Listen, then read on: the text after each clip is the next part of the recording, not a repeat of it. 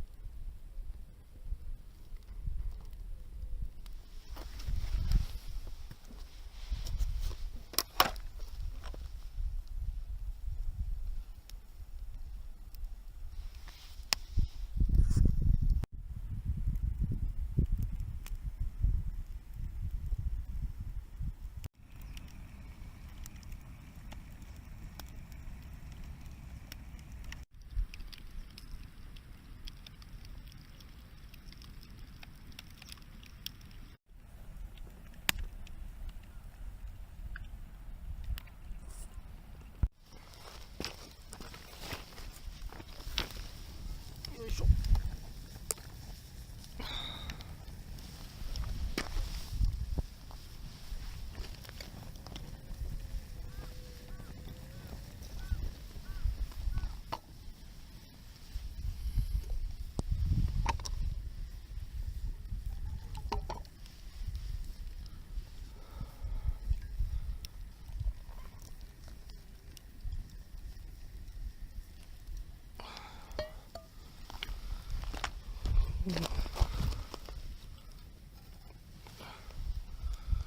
コーヒーいただきます。